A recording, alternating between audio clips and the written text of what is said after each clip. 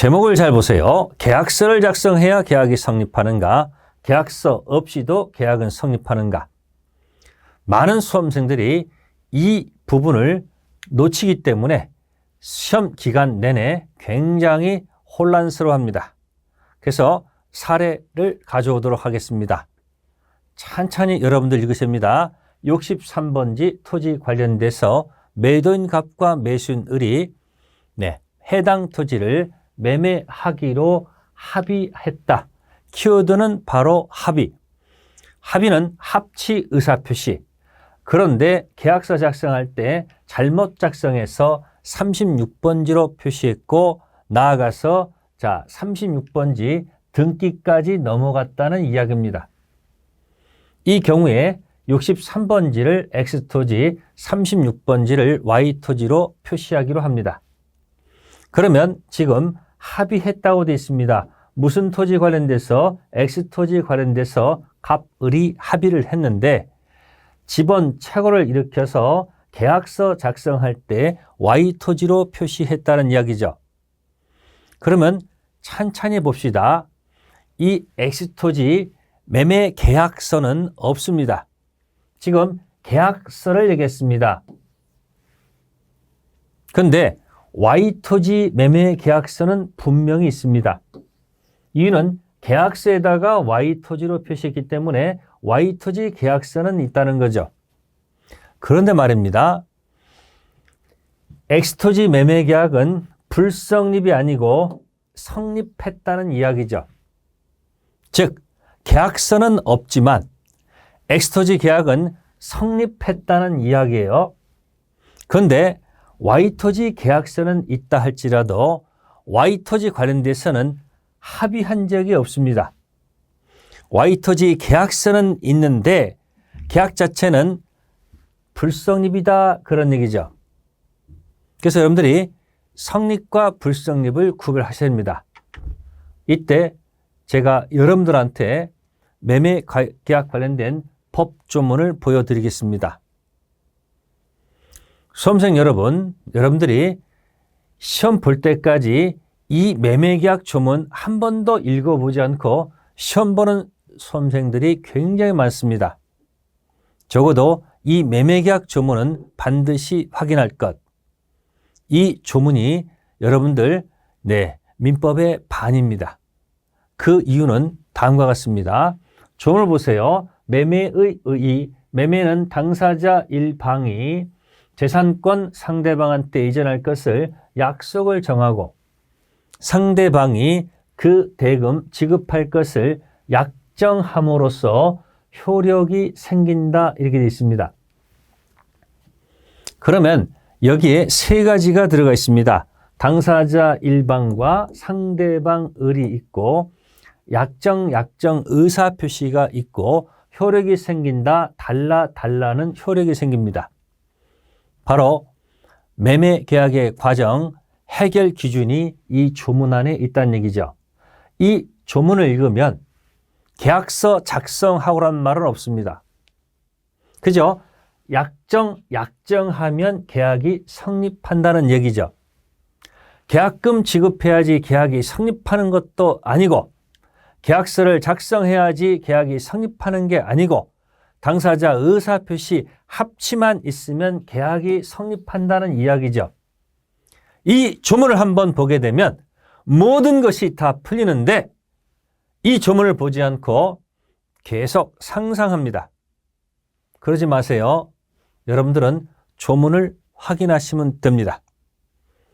이 조문 가지고 계속 여러분들한테 접근할 것이다. 그런 뜻. 그러면 이것을 방금 전 했던 분쟁 해결 공식, 민법의 분쟁 공식을 보도록 하겠습니다. 지금 매매 계약은 불성립, 성립한 다음에 등기 과정이 있고요. 위의 반대말이 무효죠. 선하고 긋겠습니다. 위의 반대말은 무효고 무효, 유효, 중간적 성질을 가지는 것이 취소죠. 그러면 방금 전 Y토지 매매 계약서는 있었지만 Y토지 매매는 그냥 불성립에 머무릅니다. 합의가 없었다는 얘기예요. 계약서가 있어도 계약은 성립하지 않았다는 얘기죠. 심지어 Y토지 등기까지 넘어갔다면 이 등기는 꽝 등기입니다. 즉 무효 등기란 얘기예요. 그리고 X토지 계약서는 없지만 X토지 매매는 성립했다, 합의가 있었다는 얘기죠. 그러나 아직 X토지 등기 치지 않았기 때문에 X토지 소유자는 아닙니다. 단지 X토지 달라는 효력이 있을 뿐이란 얘기죠. 이 해결 공식을 항상 연습하시기 바랍니다. 그래서 시험 볼 때 밑에 불성립, 위에 성립 후 유효, 유효 반대는 무효, 중간에 취소, 유효를 거쳐서 등기하는 거야. 이걸 계속 반복해서 연습하시면 됩니다. 그럼 이제 두 번째 가계약금 관련된 분쟁을 연습하도록 하겠습니다. 현실적인 문제이기도 하니까 집중해서 들어보시면 아, 그렇구나 스스로 알게 될 겁니다. 그러면 제목을 보겠습니다. 2번 매매계약의 불성립과 계약금 해제. 제목이 뭐예요? 계약 자체가 성립이 안 됐다. 그러면 계약금 해제는 어떻게 되는 것이냐? 봅시다. 갑으로부터 매매 중개 의뢰받은 기업 공인중개사 A에게 매수인 을이 매수 의사를 밝힌 다음 갑의 계좌로 가계약금 1,000만 원을 계좌에 입금했다. 그런데 기업 공인중개사 A를 통해서 대금과 지급기일에 관해 갑에게 매매계약 체결 의사가 없다는 것을 전달받은 A가 을에게 계약을 파기한다는 문자 메시지를 보냈고 갑이 을의 계좌로 다시 1,000만 원을 송금한 경우의 법률관계입니다. 이때 매수인 즉 매수인 을의 주장이죠. 이렇게 합니다. 가계약금 1,000만 원이 지급이 되었다. 따라서 매도인 갑이 매매계약을 파기하고자 한다면 가계약금 2천만 원을 지급하라고 주장하는 겁니다. 그런데 매도인 갑의 주장은 이렇습니다. 매매계약 자체가 성립하지 않았기 때문에 이게 뭐죠? 바로 불성립했기 때문에 계약금 해제는 적용되지 않는다. 따라서 가계약금 반환해서 또한 아무런 특약이 없었기 때문에 그냥 1,000만 원 그냥 도로 가져가라. 아무 문제가 없다는 얘기죠. 이 다툼을 가지고 법원에 갔더니 법원의 판단은 바로 매도인 갑의 주장을 받아들입니다. 즉 법원은 계약 자체가 성립하지 않았기 때문에 계약금 해제에 관한 얘기는 적용할 수 없다는 이야기입니다. 계약금 해제가 뭐냐고요? 그러면 잠시 보도록 하겠습니다. 매매계약 분쟁 해결 공식 다시 갖고 옵니다. 매매계약 불성립한 경우, 성립한 경우, 성립한 후 유효를 전제로 해서 계약금, 중도금, 잔금 그리고 등기까지 연결이 될 겁니다. 그러면 계약금 해제라는 것은 바로 성립했고 유효를 전제로 해서 계약금 해제가 논의가 된다는 얘기죠. 계약금 해제는 보세요. 계약 자체가 성립했고 이 계약이 퍼펙트 유효를 전제로 해서 혹시 매도인 측에서 혹시 후회가 된다면 받은 계약금 배액을 제공하고 계약금 해제해서 털어버릴 수 있고 거꾸로 매수인이 원하지 않는다면 매수인은 그 계약금을 포기하고 계약금 해제할 수 있다는 얘기죠. 그럼 방금 전 법원 판단이 매매계약 자체가 성립이 안 됐다라고 합니다. 이 불성립에서는 계약금 해제란 말은 존재하지 않는다는 얘기죠. 즉 계약금 해제는 계약 자체가 매매계약 자체가 성립했고 유효를 전제로 해서 계약금 해제 논의가 된다는 이야기죠. 여기서 벌써 여러분들은 계약금 해제에 관련된 문제에 벌써 접근해 있다는 거죠. 여러분들은 이 공식을 가지고 계속 대입하시면 여러분들이 듣고자 하는 모든 내용들이 저절로 정리가 될 겁니다. 다음 테마 갑니다. 약정한 계약금 일부만 지급한 경우에 관련된 계약금 해제입니다. 약속된 계약금을 몽땅 준 것이 아니고 일부만 준 경우도 있다는 얘기죠. 그 일부 지급했을 때 계약금 해제의 문제는 어떻게 될 것인가? 사례 보겠습니다. 3번 제목을 보세요. 매매계약 성립 후라고 되어 있습니다. 계약이 불성립하고 성립했고 유효를 전제로 계약금 해제. 사례 세 번째입니다. 을이 있습니다. 매돈 갑에게 약정한 계약금 5천만 원 중 1,000만 원만 계좌에 입금했다. 나머지 4천만 원은 일주일 후 매돈 갑을 직접 만나 계약서 쓸 때 지급하기로 했다. 매돈 갑과 계약에 대한 구체적인 내용을 서로 확인하고 문자라도 이 내용을 주고받았다. 그런데 다음날 갑으로부터 아파트 팔지 않을 테니 1,000만 원 돌려주겠다는 연락을 받은 경우의 법률관계죠. 그러면 이 내용 관련돼서 매도인 갑의 주장입니다. 계약서를 작성하지 않았다. 따라서 계약은 성립이 안 됐다라는 얘기고, 따라서 주된 매매 계약이 꽝, 성립이 안 됐기 때문에 종된 계약금 계약도 꽝. 따라서 계약금 100 배상할 이유가 없다. 즉 받은 계약금 1,000만 원 도로 가져가라는 뜻이죠. 이때 매수인 을께서는 이렇게 주장합니다. 반대로 계약서 작성하지 않았다 할지라도 계약은 성립했다. 아까 563조를 아까 본 적이 있습니다. 당사자 일방이 재산권 이전할 것을 약정하고 상대방이 대금 지급할 것을 약정함으로써 효력이 생긴다라고 돼 있었지 않습니까? 매수인 을의 주장이죠. 따라서 주된 매매 계약이 오케이, 계약금 계약도 오케이. 따라서 계약금 100 배상하고 해제한다고 주장하죠.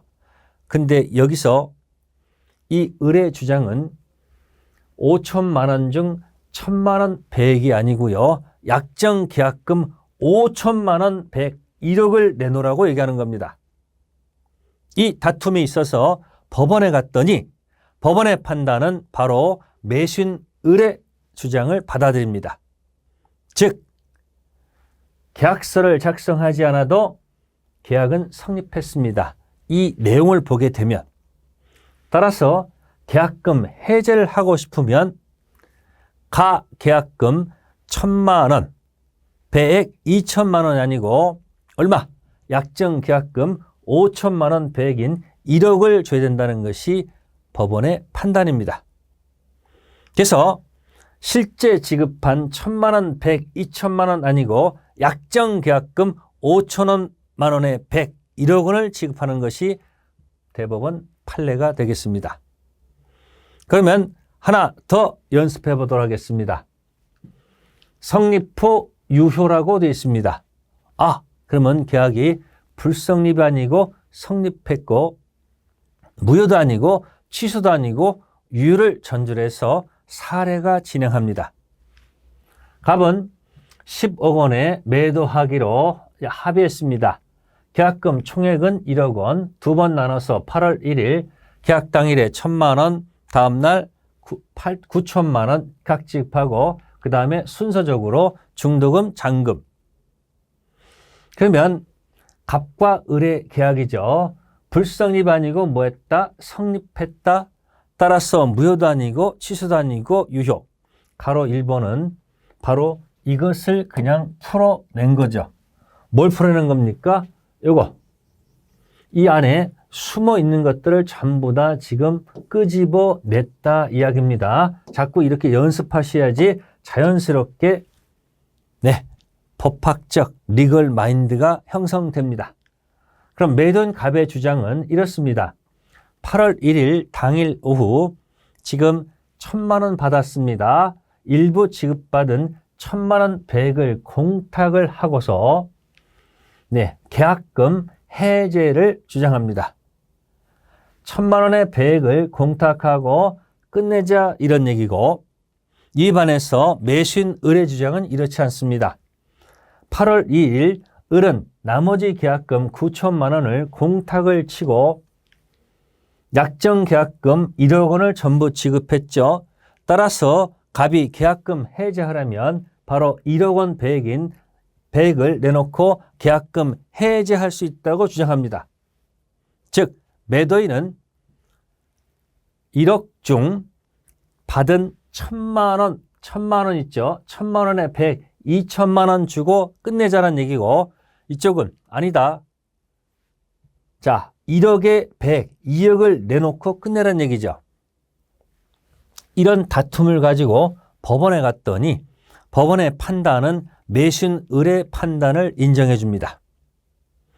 그래서 여러분들이 혹시 약정 계약금 일부를 지급했을 때, 매매계약 자체가 성립했고 유효를 전제로 했을 때 혹시 계약금 해제할 때는 약정 계약금 일부의 배액이 아니고 약정 계약금 배액을 제공하고 계약금 해제를 해야 된다는 사실을 기억하시기 바랍니다. 계약금 해제는 매년 출제되는 문제입니다. 그럼 다음 테마로 가보겠습니다. 중도금, 잔금을 지급하지 않은 경우 채무 불이한 해제가 되겠습니다. 아까 계약금, 중도금 지급 전 혹시 원하지 않으면 배액 제공하고 계약금 해제, 매수인은 포기하고 계약금 해제라는 용어를 썼었고요. 지금 테마는 중도금, 잔금을 지급하지 않았을 때 끝내는 형태는 제목 읽으세요. 채무 불이행으로 인한 해제가 된다는 거죠. 계약금 해제도 있고 채무 불이행 해제도 있다는 얘기죠. 조금 구체적으로 봅시다. 계약의 정상 과정, 즉 성립 후 유효라고 되어 있습니다. 우리 다시 한번 연습해 봅시다. 성립 후 유효, 이 말을 하는데 중간에 생략된 용어들을 기억해 내셔야 됩니다. 즉 불성립하지 않았고 성립했고, 유일한 얘기는 무효가 아니고 취소도 아니고 퍼펙트 유일한 얘기죠. 이 연습을 자꾸 반복하시기 바랍니다. 그러면 두 번째, 계약금 해제에 관련돼서는 약정 계약금 일부만 지급했을 때 계약금 해제 기준은 바로 실제 교부받은 계약금이 아니고 약정 계약금이라는 사실을 설명드렸고, 세 번째는 매수인이 중도금을 지급하지 않는 경우와 매수인이 잔금을 지급하지 않는 경우, 중도금을 지급하지 않으면 이때 매수인은 채무 불이행 중 이행지체에 빠집니다. 법 논리적으로 매도인은 변제기가 아니고 매수인만 변제기, 동생관계가 아닐 때 매수인은 선이행 의무, 선이행 의무를 지는 자가 자신의 채무를 이행하지 않으면 채무 불이행 중 이행지체에 빠진다는 사실이죠. 한편 잔금 줄 때는 등기 서류와 잔금 지급이 동생관계가 되기 때문에 서로 항변권이 있습니다. 항변권이 있는 동안은 이행지체에 빠지지 않죠. 따라서 매도인께서는 자신의 반대 의무, 등기 서류 제공해서 매수인이 잔금 주지 않게 되면 이행지체에 빠뜨려야 되겠죠. 그리고 이걸 근거로 해서 계약을 끝내는 것이 해제. 이 해제는 연습하셔야 합니다. 채무 불이행을 통한 해제라는 얘기죠. 채무불이행 해제, 다시 공식에다 한번 대입하도록 하겠습니다. 매매계약 분쟁 해결 공식으로 해결합니다. 한번 선 긋고, 즉 불성립 아니고 성립을 전제로 이 계약이 퍼펙트 유효, 계약금 지급했습니다. 그리고 중도금 또는 잔금을 주지 않았을 때, 그러면 만약에 지급하지 않으면, 중도금 안 주면 채무 불이행 중 바로 지체에 빠지고, 잔금 같은 경우에는 매도인께서 등기 서류를 제공해서 이행 지체에 빠뜨려야 되겠죠. 즉 채무 불이행 중 이행지체에 빠뜨린 다음에 그 요건에 따라서 계약을 끝내는 것, 바로 해제가 됩니다. 이 공식에서 보시면 계약금 관련돼서 문제가 생길 때 끝내는 것이 계약금 해제, 중도금, 잔금 관련돼서 문제가 발생했을 때 끝내는 것이 채무 불이행 해제가 됩니다. 매년 계약금 해제 나오고요. 채무 불이행 해제 나옵니다. 이 공식에다 늘 대입하는 연습을 하셔야 여러분들이 논리적 구조가 저절로 형성이 된다는 이야기죠.